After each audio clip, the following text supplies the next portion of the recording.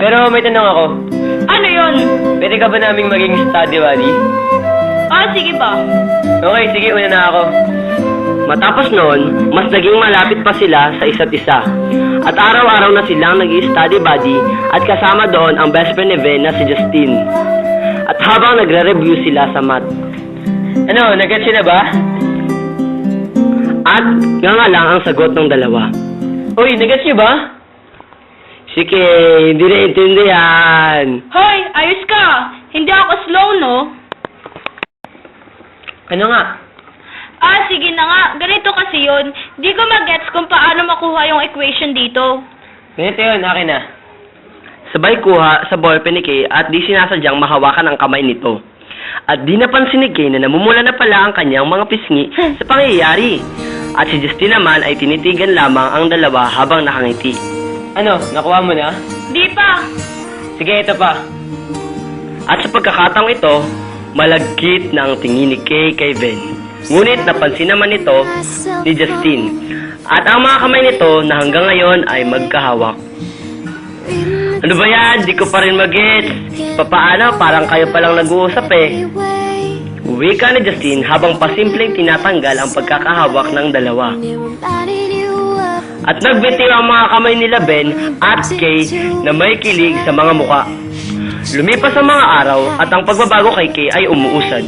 Unti-unti na siyang nagbibihis pang babae, ngunit di pa rin nawawala ang tigasing pananalita. Kasama na rin ang kanyang tindig. Habang kumakain sila Ben, Justin at Kay. Teka, may naalala ako. Ano yung best? Ano yun, Bes? Ano ako lokohin? Sabihin mo na ang gusto mo sabihin kay Kay. Matapos ito, pasimpleng kinilig si Kay. Ay, oo nga pala. Kay, pwede ka bang sumama sa amin sa bahay? Bahay nyo? Bakit? Hehe, papakilala ka doon sa mama niya. Loko.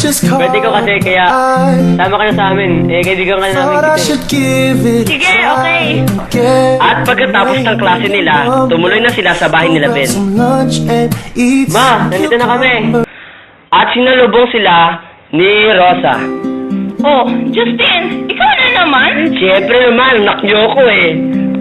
Ikaw, Iha, anong pangalan mo? Tanong nito kay Kay na may masayang ngiti. Ako po si Kay. Sige, pasok na kayo. At pumasok na sila sa loob ng bahay nila Bay at umupo na sila sa sofa. At pagkatapos nilang makaupong lahat, agad na nagwika si Ben. Ma, Kay, kuha na po kami ng mga kain natin. Ma, Kay, kuha muna kami ng mga kain natin sa kusina. Tara na, Bes. Sige anak, kausapin ko muna itong kasama niyong babae. Sawa na ako kay Justin eh. Grabe naman kayo, tita. Sige po, kuha na kami ng pagkain. Parang ayaw niyo ako dito eh. Okay? Ano po yun?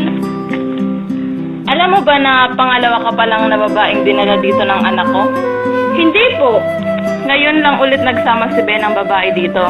At kaarawan din niya noon. At alam ko, mahalaga ka sa kanya. Baka tita, nagkakamali lang kayo. Magkaibigan lang po kami. At higit po sa lahat, tomboy po ako. Kilala ko ang anak ko. Grabe siya magmahal. At grabe yung masaktan. Nasaktan na po siya? Oo, at sa kaibigan niya rin.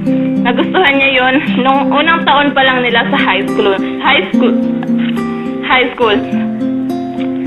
Nakipag-low siya doon sa tulong ni Justin.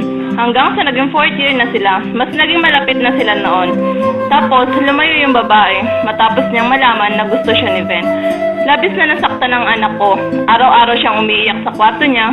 Tapos, mas lalong gumuha ang mundo ni Ben nang malaman niya na may kasintahan na ang babaeng iyon. Ilang araw siyang hindi lumabas ng kwarto at hindi pumasok. Dinalaw na siya dito ni Justin noon upang kamustahin at balitaan ang anak ko tungkol sa paglipat ng babae sa ibang eskwelahan. Walang nagawa ang anak ko kundi pumasok at ituloy ang buhay kahit na hirap siya at muntik na siyang bumagsak sa isang subject niya.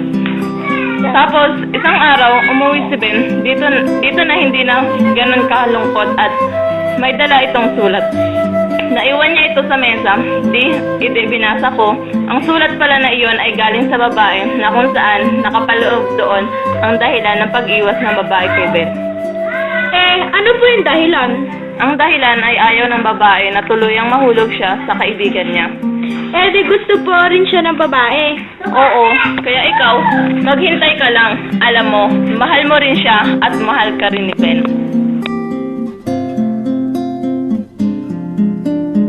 Tita! Hey! Kain tayo! Ang tagal nyo naman. Ito kasi si Justin, nagpapak pa ng ulam. Kain tayo, tita. At kumain na sila habang si Kay naman ay iniisip pa rin ang mga sinabi ni Rosa sa kanya.